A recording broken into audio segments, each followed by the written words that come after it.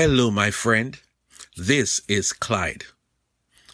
Matthew 21, verse 18 to 22 says, "Early in the morning, as Jesus was on his way back to the city, he was hungry. Seeing a fig tree by the road, he went up to it, but found nothing on it except leaves. Then he said to it, 'May you never bear fruit again.' Immediately the tree withered. When the disciples saw this, they were amazed. 'How did the fig tree wither so quickly?' they asked. Jesus replied, 'Truly I tell you, if you have faith and do not doubt, not only can you do what was done to the fig tree, but also you can say to this mountain, go throw yourself into the sea, and it will be done. If you believe, you will receive whatever you ask for in prayer.'" We have witnessed the great events of Palm Sunday. We saw Jesus riding into Jerusalem on a donkey and the dramatic scenes playing out with people throwing their garments and palm branches on the ground. We heard the spontaneous musical worship coming from the crowds. "Hosanna! Blessed is he who comes in the name of the Lord. Hosanna in the highest." We heard it all and we felt great to be a part of this historic event. Jerusalem will never be the same again. Really? Jerusalem had become a place where religious worship and living according to God's principles had given way to a new lifestyle. The temple, instead of being a house of worship, had become a den of thieves. Instead of God being worshipped, the place had become the center of commerce and greed. So the shouts of Hosanna was short-lived because Jesus had to get off the donkey and begin the cleaning up of the temple, our temple. Which brings us to the text today. Something monumental occurred the next day right in front of the 12 disciples that they were left in awe. They got a first-hand lesson in faith. Let me pause here and say that it is a challenge to have faith. We are immersed in our regular lives, a lifestyle that we have become very comfortable with, that we easily forget what faith in God is. We forget what faith can do. So next day, they were doing the familiar. They were traveling from Bethany back into the city when Jesus did the unexpected. The huge fig tree did not have any fruit on it at this time, and Jesus simply said, "May you never bear fruit again." Immediately the tree withered. I don't mean to pick on the fig tree, but it had it coming. A fig tree is supposed to bear fruits.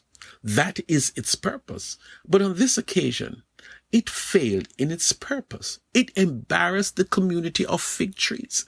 So Jesus pronounced judgment on this particular fig tree. Please don't be a fig tree, my friend. Bear fruits all year round, even if it is one fig at a time. In another part of the Bible, it says that if the farmer finds a tree bearing fruit, he will prune and prune and prune painfully so that it can bear an increased number of figs next time around. Well, back to the story with the disciples. They were amazed and they asked, "How did the fig tree wither so quickly?"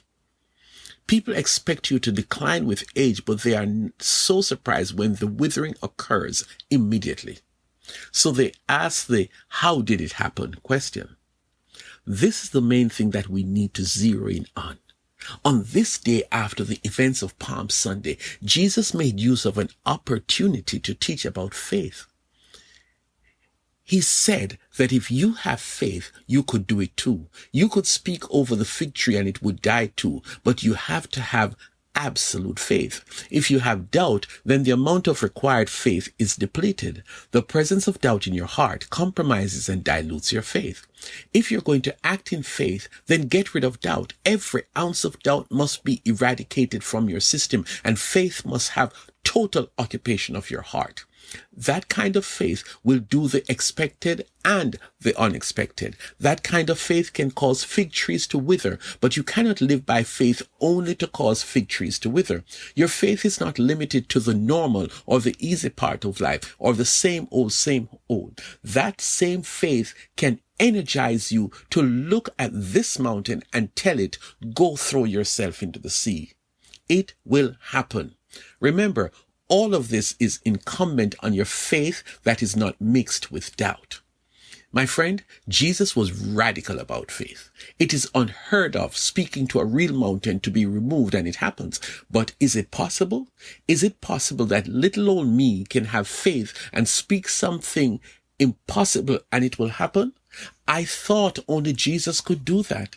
But here is Jesus saying to the disciples and is saying to us that if you have faith, you can look on an impossible situation in your life, something that seems like it will not and cannot go away, and listen. You plus faith minus doubt equals it will be done. What is the formula? You have got to believe. When you pray, you must believe that what you're asking for, it can be done. Open your eyes to the possibility and the power of uncompromising faith. Your faith can cause your sick relative to get well because you have faith without doubt. You are dealing with financial problems. You cannot seem to get out of debt and it is just outrageous trying to make ends meet month after month. If you have faith without doubting, you can do it. You can speak to that financial mountain that it be removed out of your life. Jesus says it can be done. I am choosing to function in that faith today because I have some mountains to be moved out of my way. And I hope you will do that too. Let's do it. My friend, if this message has spoken to you in any way, please write me an email at friendofclyde@gmail.com. God bless you.